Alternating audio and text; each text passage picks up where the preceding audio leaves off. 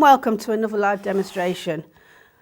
Today I want to just do an acrylic painting. So I was looking back at ones I've done previously and I haven't really done acrylics. I've done a few. So it's nice, I like to swap mediums, and often the subject will shout out at me and say, actually I'd look good in an acrylic in this case. So Koi Carp and on a nice, this is called a standard canvas with about a 10 millimetre, 1 centimetre support. Using the SAA Acrylics, which, artist quality, nice and creamy, so really nice. And what I know is when I put them on, they're going to cover quite quickly. So let's just get rid of those, give me some space. I'm also using the Keep Wet, because I'm using acrylics, I'm using a palette which is designed for acrylics. Which you can't open. Which I can't open. So it's the Keep Wet palette. Nice lid, plenty of space for mixing. But what's interesting about this is you can see on here, it's got a wrinkly surface. So what you do is you have some blotting paper underneath, which you soak, drain off any water, and then you put this membrane on top and then put your acrylics on. And this means they will stay wet for weeks, and I can tell you they do. This is a fresh batch, which I put on this morning, but I did the original painting and I had the acrylics still in this palette, so at least 2 weeks, and they were still nice and moist and damp. That was yet last night, and that was in my studio, which I hadn't been using for a while, and it was cold. Brought it into the studio last night to prepare for this morning. It dried out, so it shows how warm Gary has this studio. But yeah, you can keep it topped up, keep it wet, use a spray bottle, just top up and keep it moist. It means you're not wasting paint, which is always a great thing. So let's get rid of that, give me some space. Painting knife for mixing, if I remember. I always recommend you mix with a painting knife because it stops any acrylics getting pushed in to the heel and ferrule of your brush, because it will start to splay your brushes. It doesn't matter how much you clean, when acrylic dries, it dries permanent, and it is very difficult to get out. Cleaning your brushes straight after use with acrylics.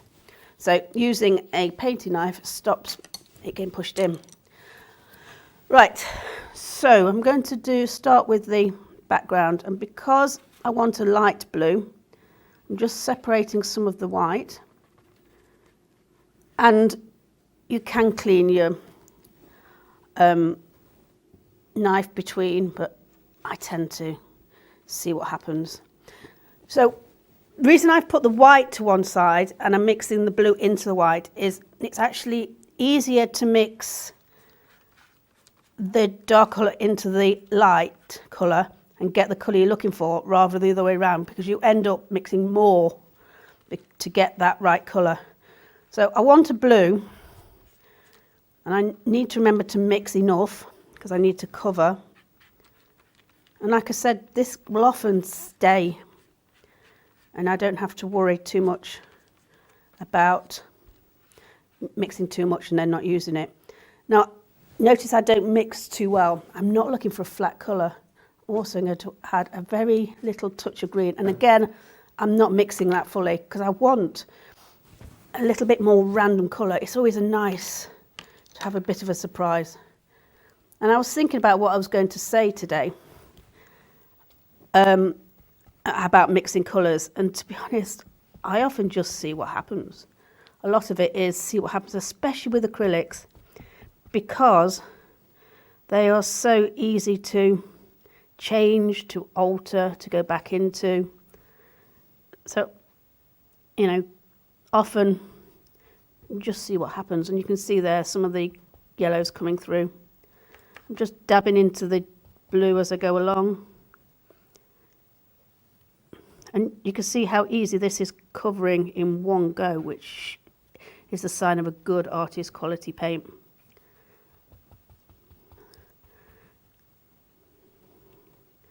It just saves time. I know I don't have to then do another layer just to cover.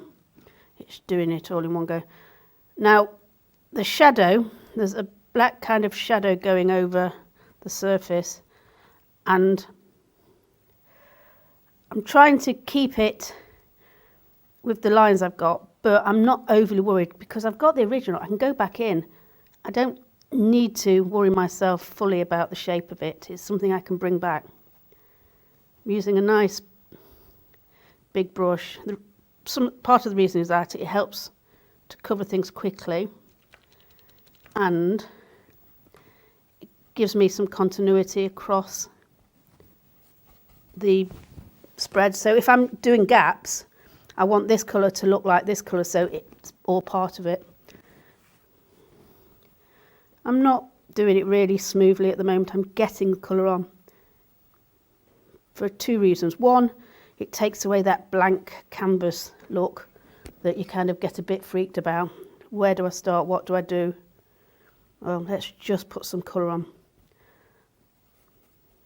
And I'm putting it on quite thickly at the moment because I'm hoping that is the colour it's going to stay. So rather than doing an initial wash, I'm just going to put this on and see what happens. Now what I might do is just drop a bit of red in.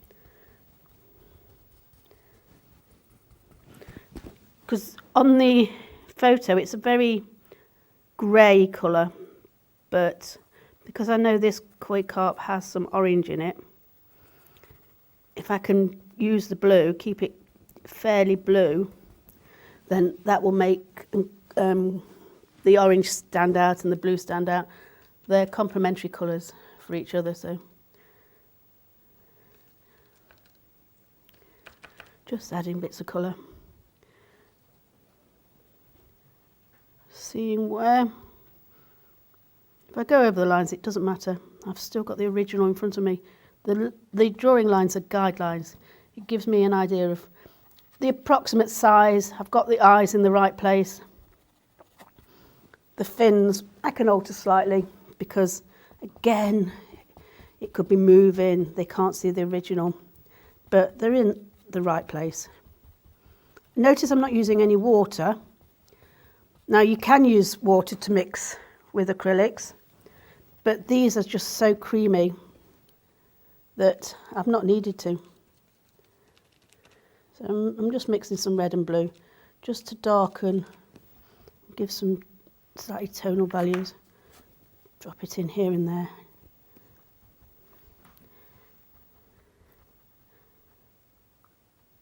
I could drop down to a smaller brush for this, but like I say, the pencils are guidelines.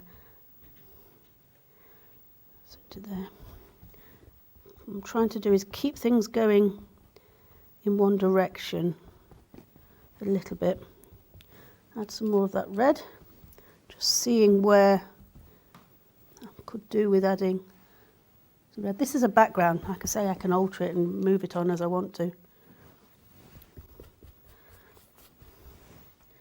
So, like I say, not adding the water, which I can do to make it thinner, keep it more fluid. It does recommend that on most acrylic ranges that you don't mix more than 50% water to 50% colour. The reason is acrylic's very adhesive, so it pretty much sticks to anything. But if you start adding water which isn't adhesive, it starts to lose those adhesive properties on some surfaces, and then it starts to crack and peel off.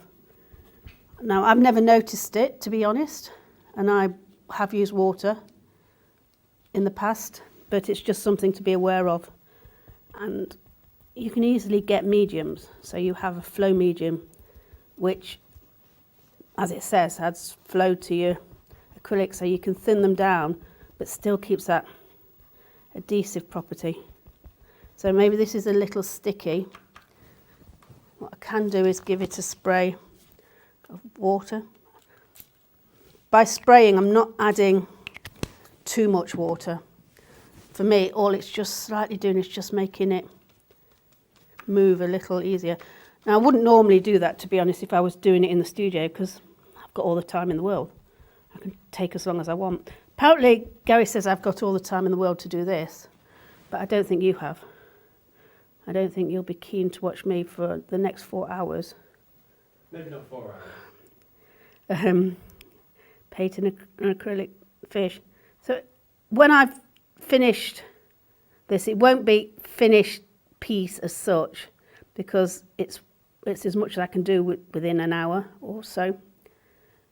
And you can go back in, maybe I can add detail in the water. But the first one I did, which I usually do a tester piece, not always, but I mostly do, is I liked it, and again I hadn't done the detail in the water because I wanted to make sure I could do it in the time.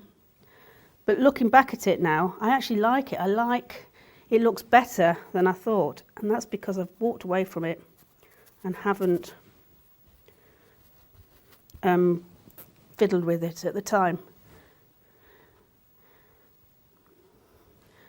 So filling out the background. If I wanted to, I could be much more precise. I can do a much more detailed tonal values of the water, but this works for this. Like I say, I'm not worried if I do lose shadows. I find the white I use as well as kind of a wet in wet technique, which I'll show you when I do the fish, because again, I'm often asked about doing a wet in wet technique for acrylics. Mostly the wet in wet technique is an oil technique because they all stay wet for longer and acrylics tend to dry very quickly. There's plenty of mediums that can help. So a retarder is one, and that helps to slow down the drying process. So if you use a retarder on your base colour, usually a white, you can try wet in wet techniques, and that's kind of what I'll do. I'm not going to use a medium, I'm going to use the white as a base colour on the fish and drop the colour in, and it gives you a chance to blend. You'll also see on this first layer, I tend to wiggle the brush around. The reason for that is it's so it gets into the texture of the canvas. This is a normal textured canvas. It has that lovely linen kind of effect. But you can get some really, really smooth ones, which some people find are good for what they're doing, their techniques. With this, it's already triple primed, so this is an already primed canvas. So as it comes from the shop, just taking the wrapping off and you're off. Triple primed, ready to go. Just need to wiggle so I can see. And a lot of people get quite confused about what they need to do to a canvas, and they hear about gesso. Gesso, absolutely, but you don't need to gesso these. You can if you wanted to. If you didn't like this surface and you wanted to make it smoother, you can gesso and sand between, and that's what some artists do. Or some oil artists tend to add another layer of gesso, just so it holds the oils instead of soaking through. It shouldn't do, because it's triple primed and artist quality, but for their technique, they may like to put another layer of gesso. But on the whole, if you buy a white canvas that's like this, that's already primed, that's all you need to do. Right, mix in a black. So of using, I know, shouldn't mix. Gary, I shouldn't mix with my brush. Oh, you're mixing with your brush. I know, tell me about it. I'm using, 1, 2, 3, 5 colours. It's a good basic range. I can add other colours to it, but I don't need to. because these will give me so many colour options. So putting the shadow on, not going up to the blue yet, because I want it to diffuse a little bit. And I could be using a smaller brush, but this is getting on okay. I will go into for a smaller brush once I start to think about detail. What's that bit there? Missing a bit of blue. So really, I am putting the colour on, but I'm also thinking about what shapes I'm looking for, what bits mean certain bits, and especially if you've got a really detailed background. This doesn't matter so much because it's water. I can alter it and move it as I wish. But if you've got a background that needs to look like something,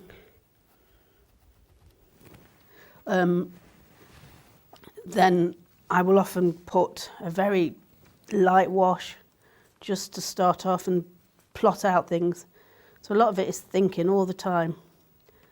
So to make this black, it's probably quite a dark blue. I've probably got more blue in it. I'm using the burnt sienna and the French ultramarine, which are really lovely mixing colours to mix your own blacks or greys or blue greys or brown greys. Just those two colours will mix a really big variety of dark tones. So you don't need to have a black. I've said in the past I'm not against using a black. Absolutely, it's absolutely fine. But if you want to keep it to your basic colours or not have too many colours to start with, or don't know where to start and don't know what colours to use, it's great to know that these two colours will make that dark colour. So not gone to the edge, I'm just filling in the middle. I'm going to swap brushes.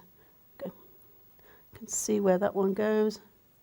Not sure, I think these were the reflections of leaves onto the pond. What's that bit there? That's the fish. And they're just creating this dark pattern, which I like from the photograph. Now, I don't have to be totally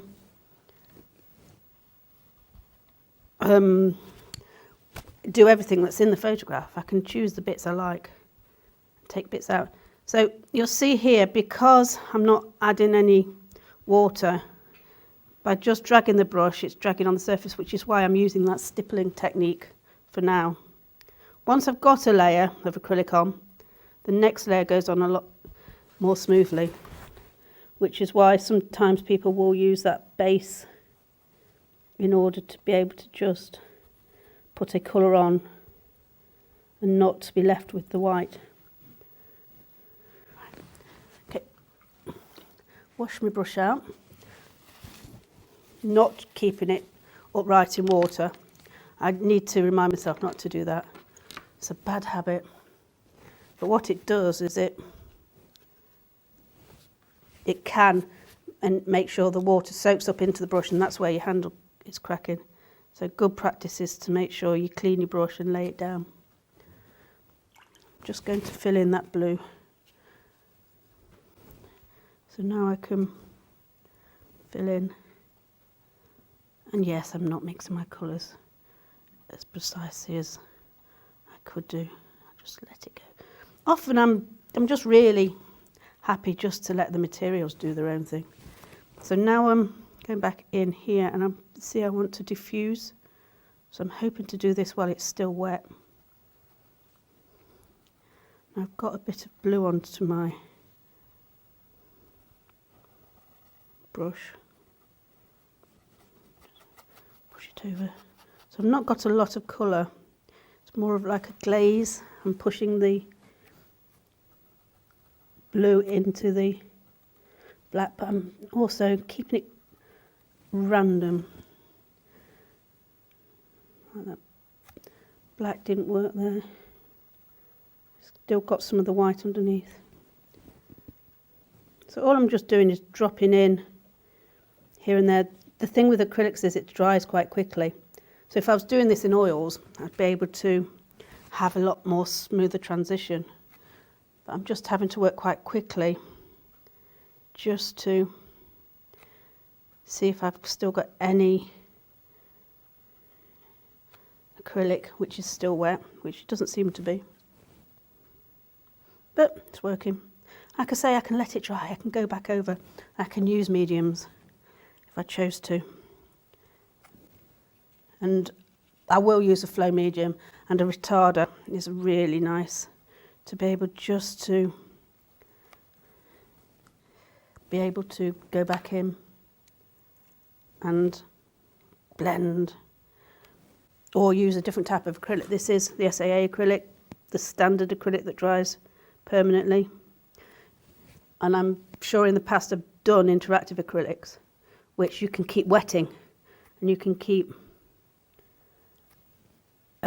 allowing yourself to blend. But I think that's working. So what I'll do is I'll probably fluff with the water, maybe start to just put a base layer on the fish. We'll have a short break and then I'll come in and go into some detail. But you'll see that the technique I'm using with this is I'm pushing the pigment into the canvas with a kind of a stippling technique. Okay. Right, to the black. So now just starting with a little bit of detail, a little bit of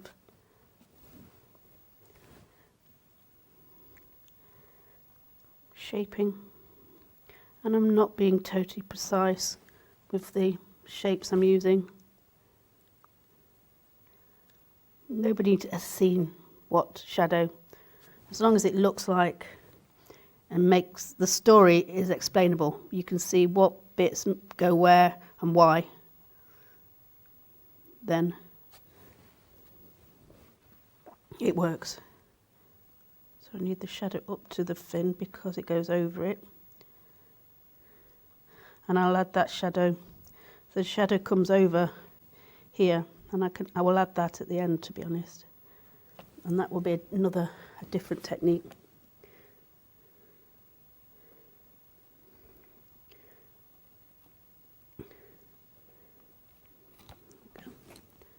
Just keep not cleaning my brush between. Acrylics are a really nice medium to start with, because you can just play, you can learn your colour mixing, you can learn how you hold your brush, what works and what doesn't work. Whereas watercolours are wonderful to play with, but they can surprise you, and they surprise me, even though I'm fairly familiar with them. You kind of do something and go, that wasn't as I expected. So I think acrylics are a really nice starting point. Also allows you to go back in, and when you say stop fluffing, don't overwork. To be honest, that rule still applies on a lot of things, but again with an acrylic, it allows that little bit of freedom to fluff. I have got some Koi Carp facts, not a huge amount though, because I couldn't find much, but apparently Koi Carp can live for normally 30 to 60 years, but there has been one documented which has lived to over 200 years. So this is an inheritance. So you can inherit fish because they live so long.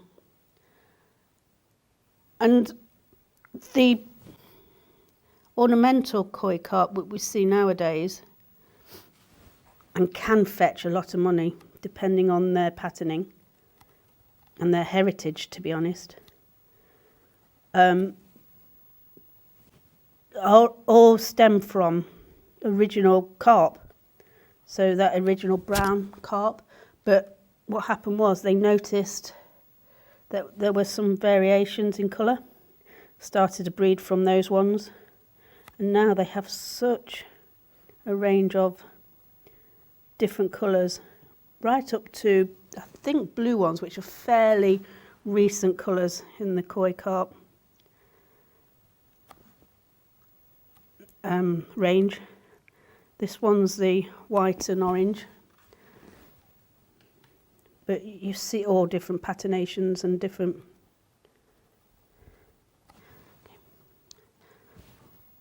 Add some colour back in and out.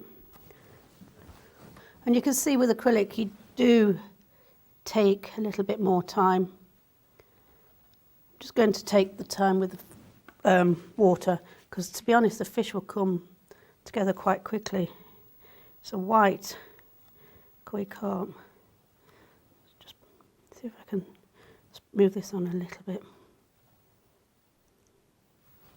Now I can't see as well as you can see, so I'm just having to stand back.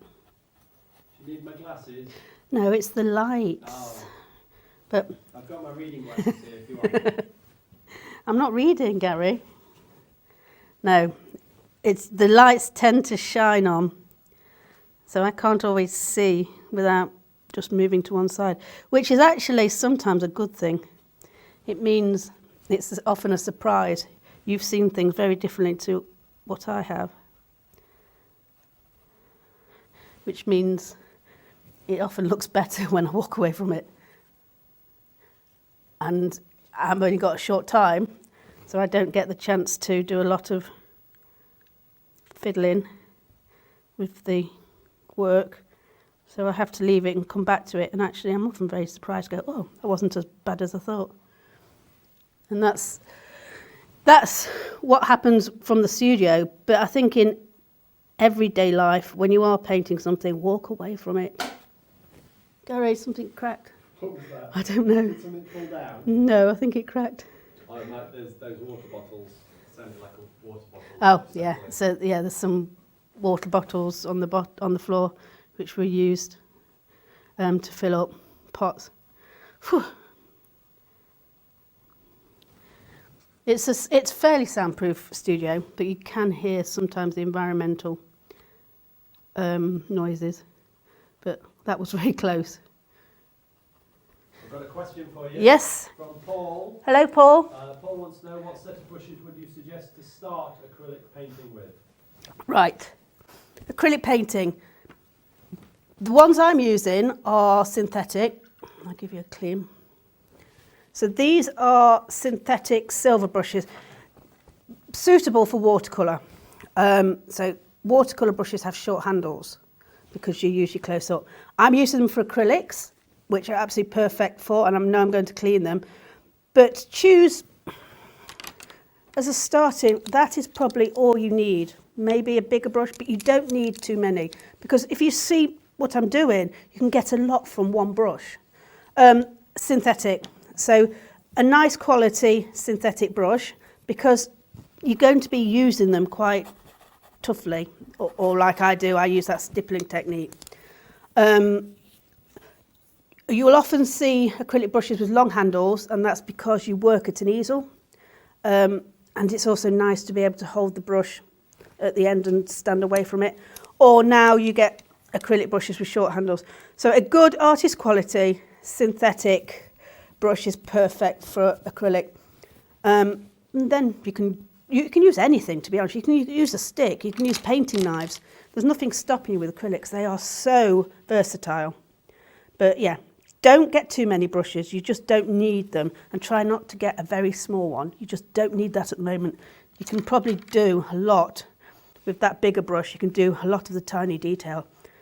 So keep it simple. Choose 3 or 4 and, you know, a good synthetic range, and you'll be fine. But that's an interesting question, because I do get asked that quite often. The bristle ones that you see, the white ones, they're traditionally for hog, and they don't like water. So they tend to get brittle and break if you have a lot of water, which is why the synthetic ones are suitable for the acrylic. But like I say, these are watercolour brushes. And with acrylics, it's fine to go back and use your watercolour brushes with watercolour. And I can use these for oils as well if I wanted to, but if I've used them for oils, I then can't really go back and use them with a watercolour. Watercolour is a bit sensitive about any contaminants. So keep your brushes separate. Like I say, these are watercolour, these are fine for acrylics as well. And I just like the feel, I like the way they work. And it does the job. Nearly done.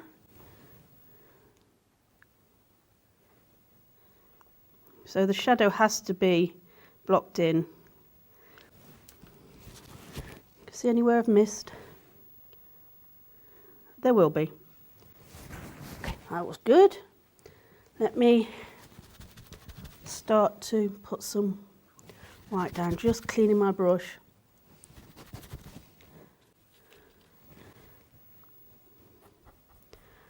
I want it on quite lightly because I do want to keep some of the marks underneath. But again, it doesn't matter if I've lost them. I've got the image in front of me. And I'm going to, bit of red and yellow. That's too dark, so the white. And I should have done white to one side first and taken the colour to it, because you'll see how strong that colour is.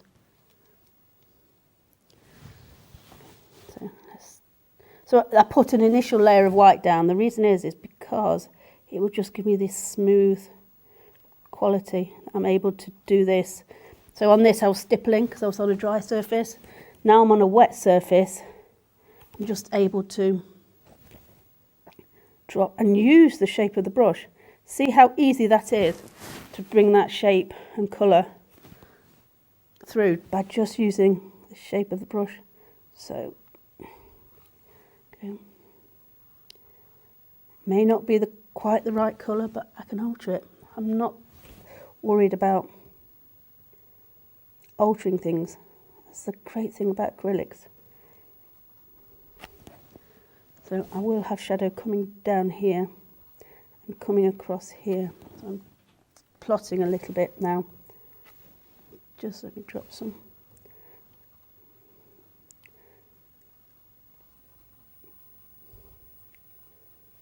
And I think it goes, let's put it going up here.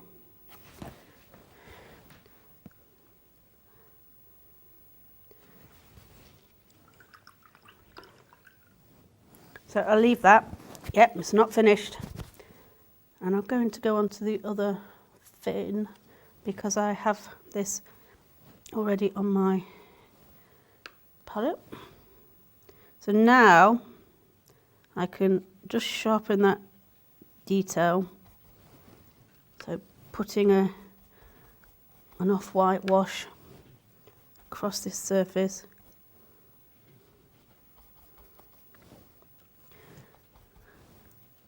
And then that means I can do some lovely smooth lines. So here I want to fix that a little bit because the background had gone into it. Done. Right. So red, bit of yellow, and plenty of white. This is why I'll often have a separate palette, because I just kind of mix colours as I feel they need mixing. I don't have any plan, which I suppose doesn't help you, but the point is just do what feels right. So using the brush this way round, I can bring out some of that detail. This is, oh, that's nice. Look at that. So because I don't mix my colours too well, because I'm not looking for a flat colour, you can see the colours mix on the page. I mean, if I was really careful, I'd count every individual fin and create that detail, but I'm not being that careful.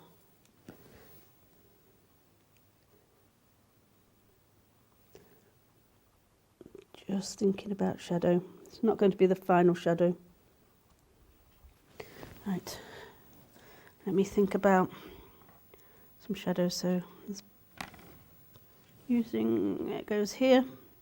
Comes across there, he meets there somewhere, meets across there, and it goes over there. That's just for me to remember where the shadow is. And actually I think there's some shadow going across there as well.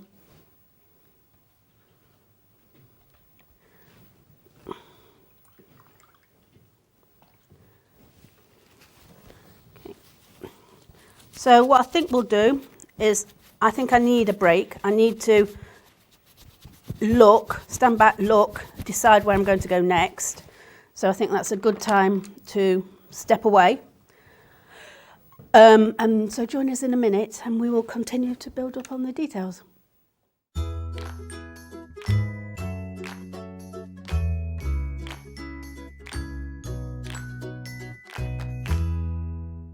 Let us bring out the artist in you. If you'd like to learn how to paint or improve your painting, the SAA is here to inform, encourage and inspire you every step of the way. When you become an SAA member, you get so many benefits, including the free bi-monthly newsletter Paint, packed with inspiring step-by-step projects, fascinating articles, and detailed information to get your creative juices flowing. Discounts on over 13,000 art products featured on the SAA website and in the Home Shop catalogue, with free order line and free delivery in the UK mainland. A devoted SAA team on hand to answer your questions and give you the confidence and motivation you need to start painting and develop at a pace that suits you. Plus a free welcome pack filled with gifts and practical help to get you started, as well as the opportunity to make friends with like-minded people. Best thing about being a member is the inspiration from the magazines, to be able to purchase things at a very reasonable price. Yeah, you get the reduction on all the materials, the advice you get. I could shop from home. It's a community. It seemed like a very friendly sort of organisation. If somebody's thinking of joining, don't spend too long thinking. Just join. They'll love it.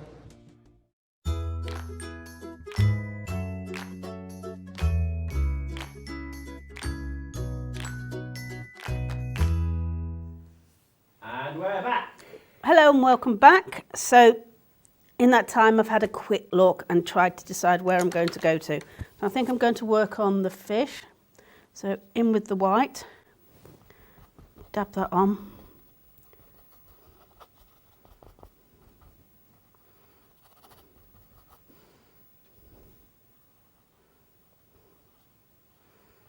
Just as a base layer and a wet layer.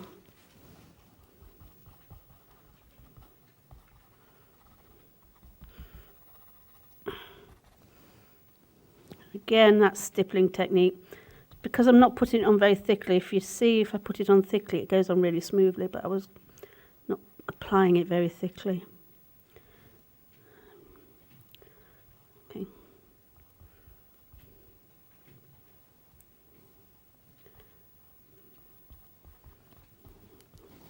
Okay. Right. Some red and some yellow. Some more red.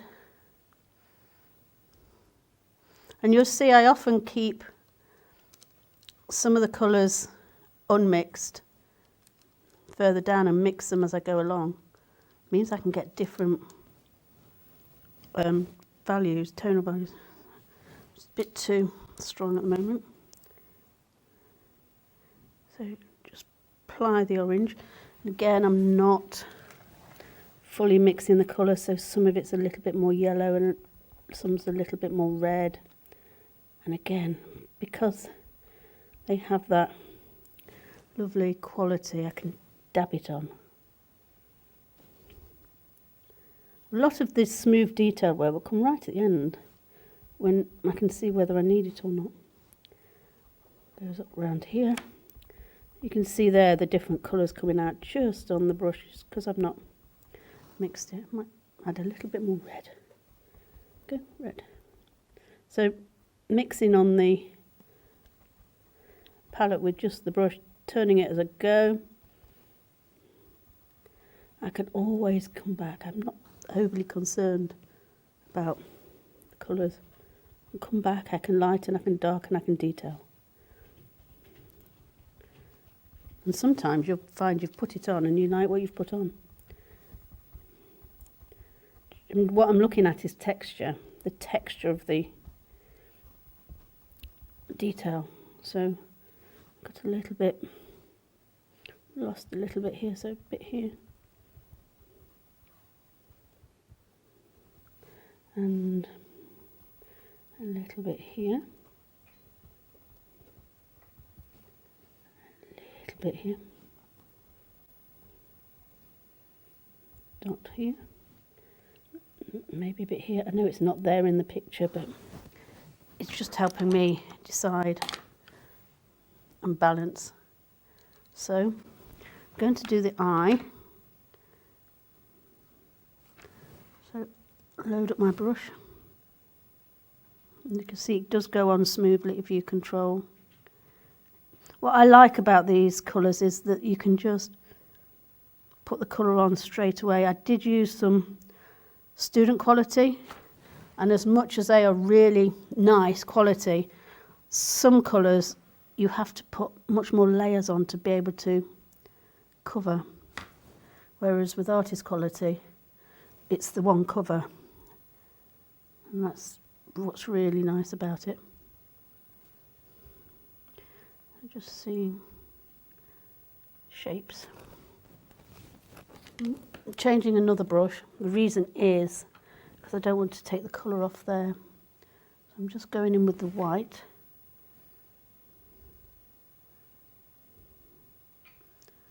And it's not, I'm just looking where I've lost,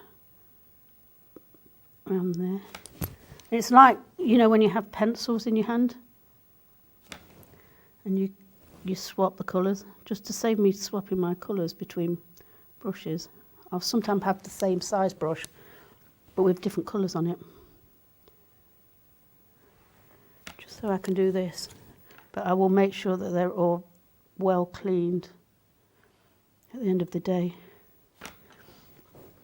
I like picking up a little bit of red and blue, but a lot of more white, so I can add some shadow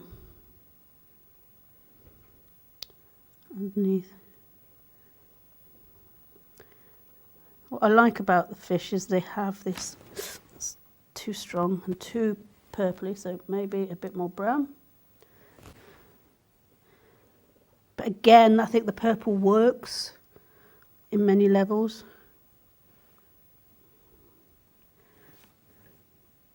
Bit down there.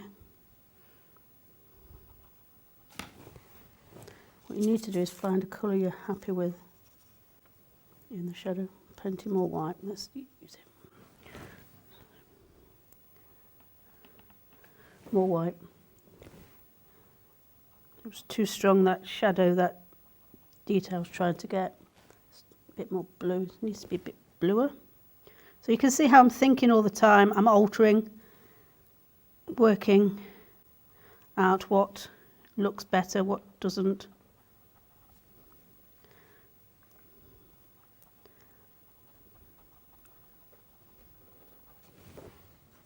So the purple colour wasn't quite what I was looking for. Don't matter, I'll go into it.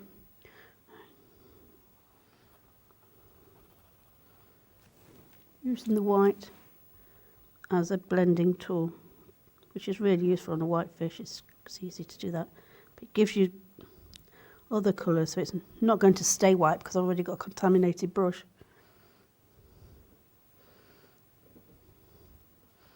I'm all for letting your materials kind of do the job for you. So if I haven't cleaned my brush as well as I should have, I get a surprise, but often it's quite a nice surprise. It's just the way I work. If you want to have a little bit more control, clean your brushes, get good mixes. But you can see there, I think that's worked quite well just from contact. I'm not going to get overly concerned with that because I'm going to do something which is bugging me. I'm going to do the eye. I think what I'm struggling with is having the eye not being there. So that burnt sienna and the blue. So shape, and again, I'm not going to be concerned with the highlight. What I'm looking at is shape, because I can put that all back. So I noticed the eye wasn't as round as I thought it was. So twist my brush in the paint to give it a point again.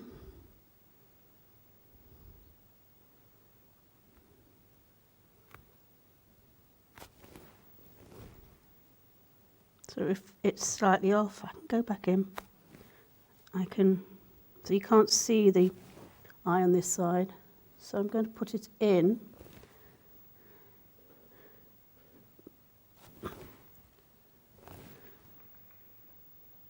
Okay. You can see it a little bit. So what I've done is I've kind of exaggerated a little bit, but I think it would look odd without it.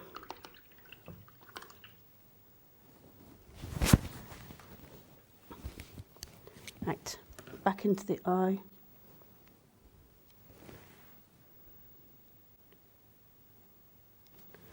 Brush is a bit wet. Got some kitchen towel. I suppose what you'd do is you'd put the brushes down, but if I put them down, they're going to roll off. Then I can't find them. So I tend to hold them in my hand like this. I think you will find other artists will have a stack of brushes in their hand. What I'm doing is also not putting them in the water, standing upright, and being really careful not to do that, because it really does damage your brushes, and it's a bugbear with me, is having brushes stood up in water, but I have to remember not to do it myself.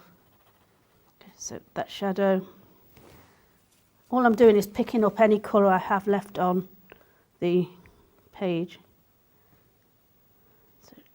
Get that sharp, tighten that up. So the fish is the shape, it's solid. So making sure I'm giving that solid shape. Shadow I will bring in later. I will look at that. So just put some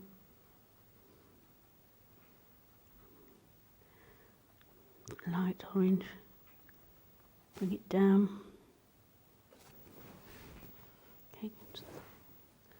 Go back in.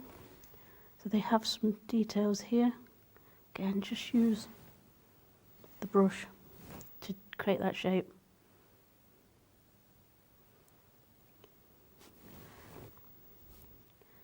Some darker areas here. Speckles. So even a white fish has plenty of detail. And then you've got these bits here. I'm not noticing what colour I'm totally picking up, because I've only got the 5 colours. The colours all should work together. And that's another good reason to keep, a limited palette. Because then I don't have to keep thinking about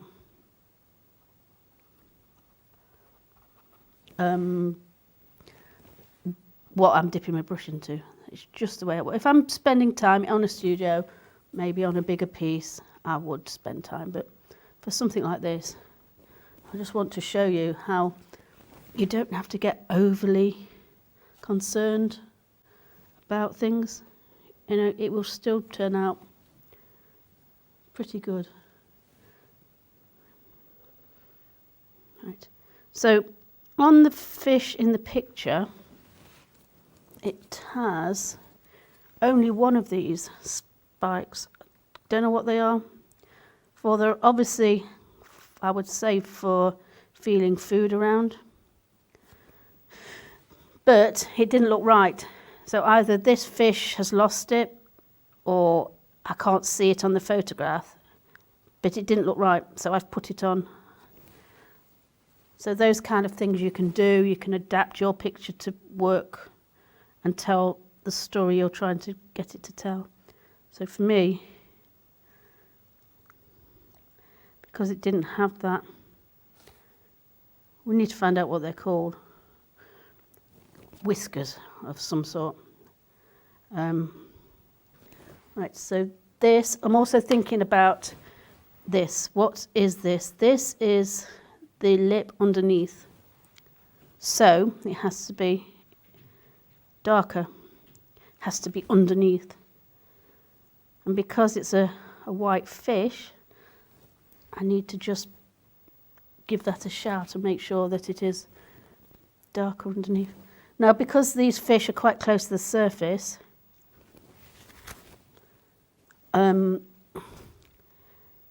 you get a good view of the detail. Right, I've got something slightly wrong here. The shape.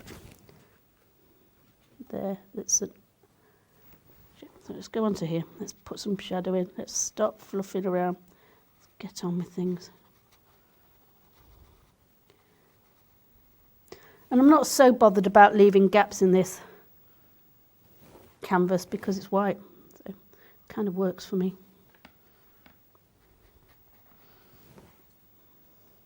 Just picking up colour. What I am doing is just making sure if I know this is in shadow, I can put it in shadow. I'm using the white as a blending tool. I think I've said that before, but you see there I put in a dark colour, then I'm using the white just to push the colour around. So shadow. Right, I'll come back to that. I'm going to do the fin and then work on the fins because they have the most detail in. So this fin here. Again, use the shape of this brush to do it for you. A bit more red. You have to see more colours than you normally do when you're painting. So you're not always thinking, well, that isn't in there. But if you look at it, there is a lot more colours than you think. I'm going to go in with the brown. And if I'd done this purple or green, as long as I've got the shape of the fish and they work together, the colours work together, to be honest, it doesn't matter if I'd done it a green colour. It would have kind of looked like a fish, but in a much more abstract style, abstract colours. So don't get overwhelmed with colour. These things are important, but if you're just starting out, get things down, learn how to make the colours work for you. So keep it simple, and most of all, make it fun. Because I know when people are starting out, they have high expectations of themselves, which is great and positive, but without learning the skills or knowing the materials, sometimes you can get disappointed with yourself. And I'm speaking from experience. Even though I paint a lot, there are a number of things that I go, that's not working, or I'm not sure I like that. And I've got a studio full of paintings that no one else is going to see.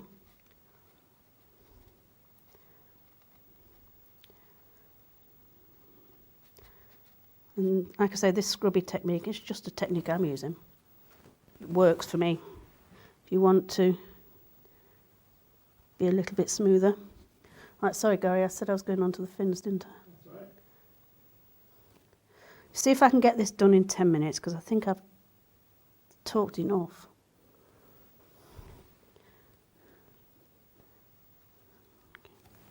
Right, let's see if I can improve things with more paint.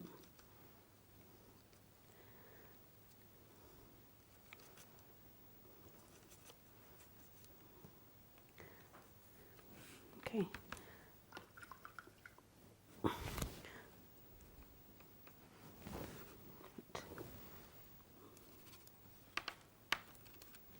Going to spray, Because I think the studio is drying things up more than it was doing. Because I had 2 weeks of good colour. Right, let's get on with this. So shape. Nope, don't like that colour. Shape. Let's bring out detail. So getting my brush wetter in order to get this much finer detail.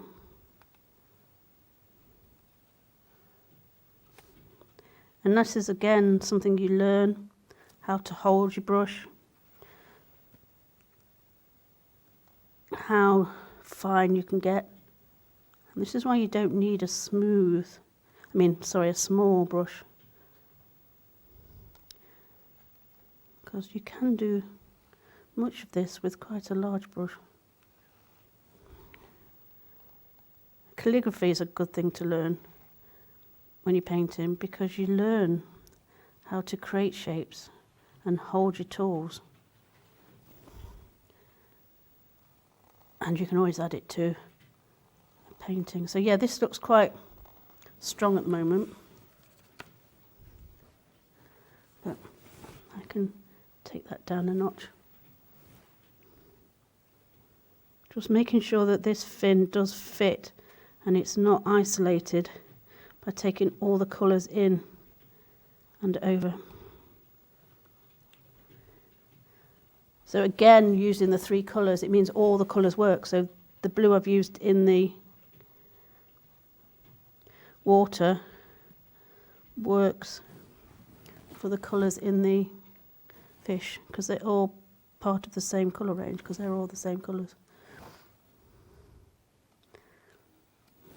Adding the bit of yellow.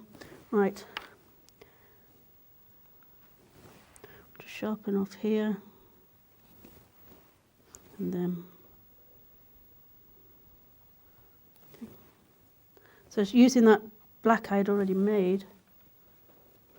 But I need to make some more. This is another easy thing to do. You know the colours you use to make that black, because there's only 2 colours that will. So it's quite easy to replicate again.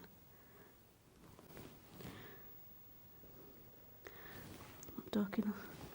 It's because I'm contaminating, my brush is contaminated with the brown. Okay, right. Thin. Let's do a glaze.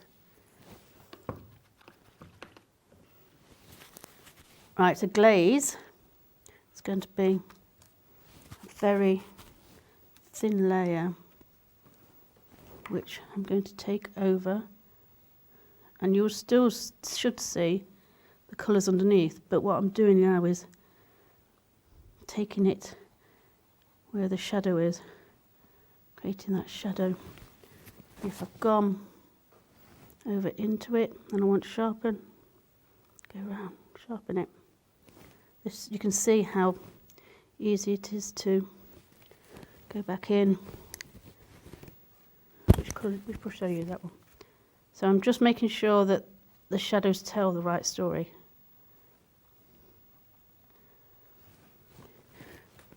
Normally I would spend a lot more time just bringing out the shadow and the detail. But I haven't got that luxury, so I'm just going to brush it along.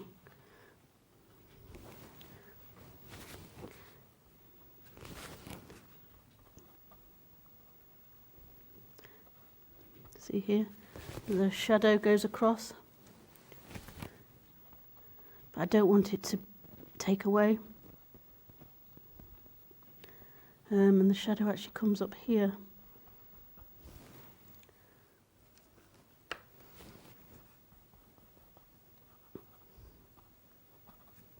I don't like that sharpness, so let's just take it back.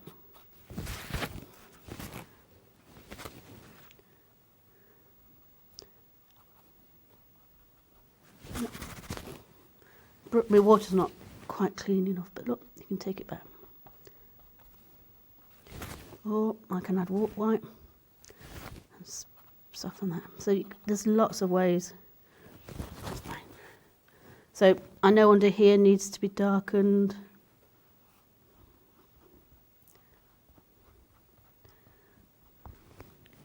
Right, let's go on to this fish. This fish. Oh, fin. This fin. This fin. Hey, look, add another fish. And not enough, no. This has gone on long enough.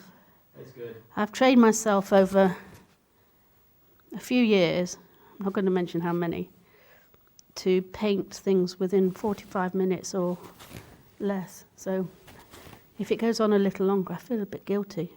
It's a guilty pleasure, really, because it is nice to spend time working on a piece, going back in and coming back to it and adding bits, but that's not a nice colour. That wasn't a nice colour, Gary.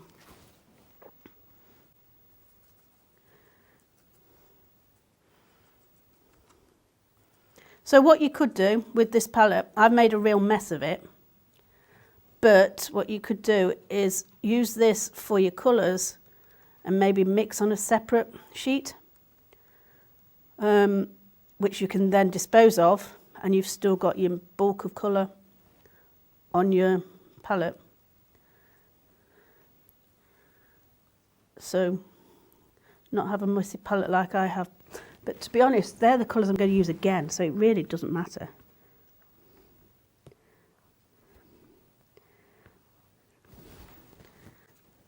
I've kind of lost what I'm doing, so I'm going to just bring out these detail.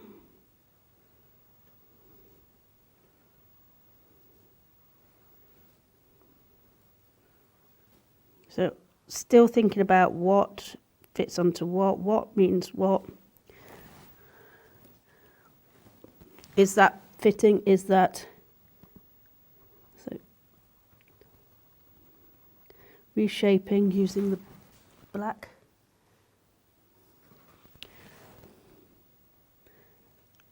Just shaping round. So now you can shape from underneath, you don't have to. Okay. Right, let's put a glaze on that.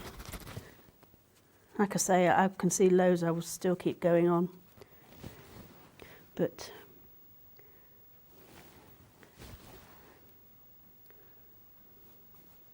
so the shadow comes through here.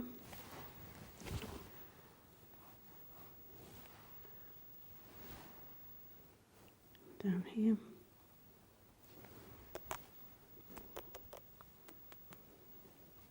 Don't like that. Don't know what that's doing. So I'll solve it.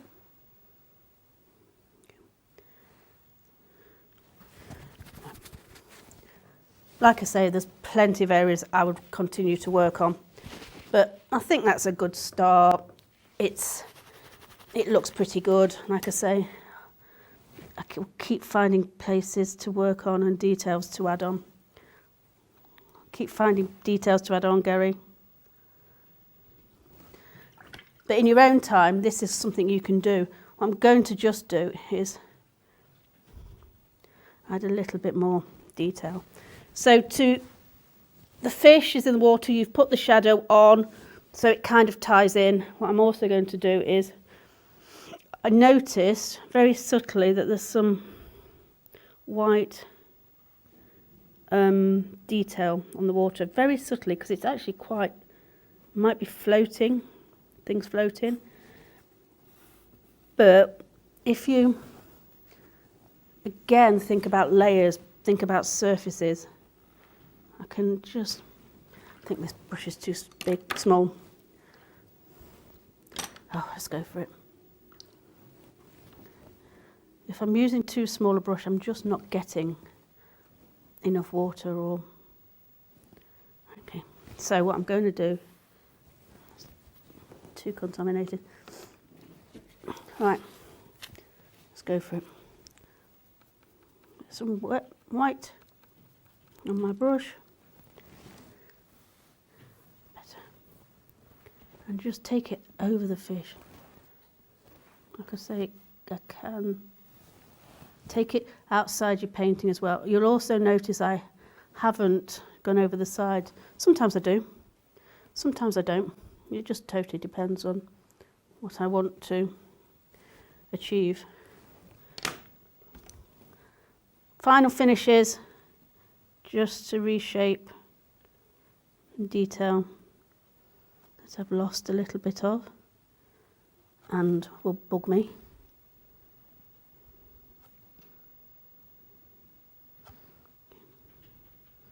So just make sure that fits on, it's not separate.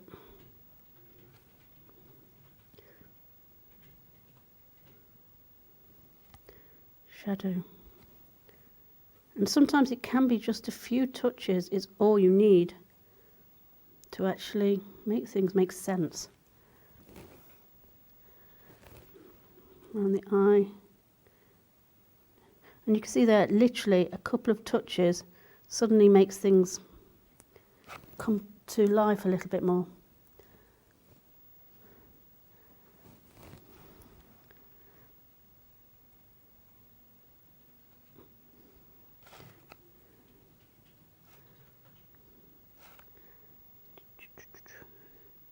Okay. Bring up. So I'm going to overwork if I keep going. That's it. Stop going. I'm stopping. I am stopping. But you can see sometimes just tiny touches. And what I should have done is walked away and then come back. But I hope you like that. And you can see how easy acrylics can be. That is drying really quickly. And, you know, I'll probably leave it a good week to dry fully, even though I've done it quite thinly. And then a really good thing to make it do is to ping is a coat of varnish. That will just suddenly draw all your colours out. One last thing I'm going to do, because it only takes a couple of minutes, is, I know it's still wet, but bear with me. Let's get rid of this. Is I need a hammer. And I'm often asked, and I have been asked recently, what these are for. Now you find a bag, often stapled to the back of your canvas. I don't use them very often, to be honest. I've never found a need to. But what they do is, you know, as you're painting on a canvas, you're forever dabbing on it. And it sometimes makes it be a little bit more slack. And these are used to tighten up. So I'm just using the edge, because you can feel here it's got an angle. Just edge that through. And that way, and then edge that one down to come out like that. Okay, right, tap in. And what this does is it stretches the stretchers, which these are, and tightens your canvas. And like I say, I actually don't use them very often. What I do is, I'm showing you how to use them. And that's all they're for. I've got a stack that I don't use. And they should go in. I've got these in a bit more. So that's what they're for. Another thing is, if you've dented the back of your canvas or it's not tight, spray on the back, leave it, and it will tighten itself. So lots of great ways to actually fix a damaged canvas. So I need to put this back in position. And is that straight? You're down a little bit. We're down a little bit, which... Towards you a little bit. Yeah, that'll do. Okay. So like I say, I can still see places I want to play with. So join us later in the week for a live workshop with Jeremy Ford.